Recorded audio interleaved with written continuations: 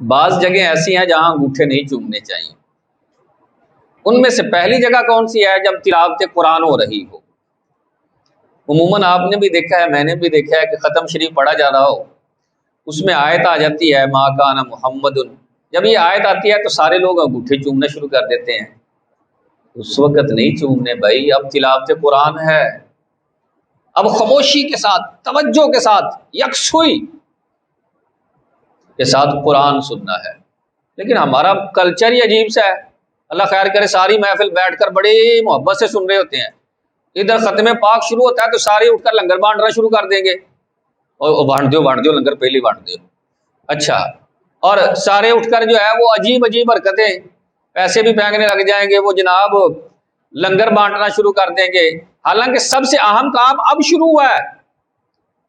اللہ کے کلام سے زیادہ کسی کا کلام معتبر نہیں ہے یار، دعا سے بڑھ کر کوئی چیز اہمیت کی حامل نہیں ہے۔ تو جب قرآن پڑھا جائے خاموشی کے ساتھ، دیکھیں نا، جب انگوٹھے چومنا منع ہے تو لنگر کہاں بانٹنے کی اجازت ہوگی؟ لائناں سیدھیاں کر لو جی، یہ کہاں اجازت ہوگی یار؟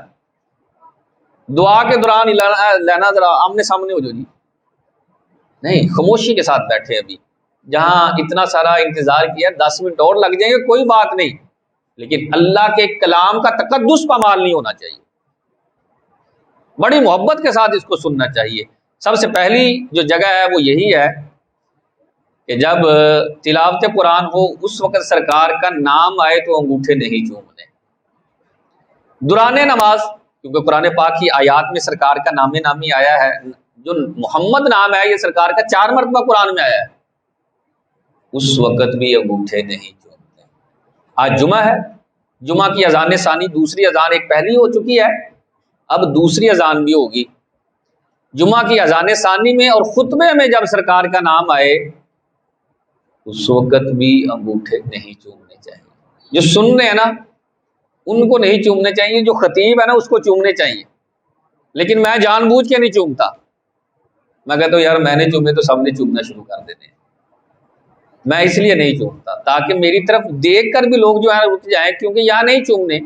اور چوتھی جگہ، جہاں آپ گندی جگہ پر کہیں بیٹھے ہوں، واش روم وغیرہ میں ہیں، غسل کر رہے ہیں، اس وقت اگر سرکار کا نام نامی کانوں میں پڑے، اذان ہو رہی ہو،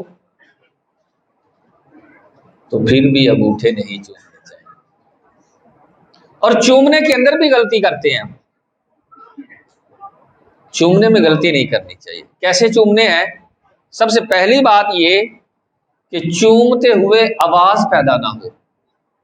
بھائی محبوب کا نام ہے، ذرا تقدس کا خیال رکھا جائے، ذرا عزت کا اور احترام کا جو ہے وہ خیال رکھا جائے، اس انداز سے چومے کہ آواز نہ پیدا ہو۔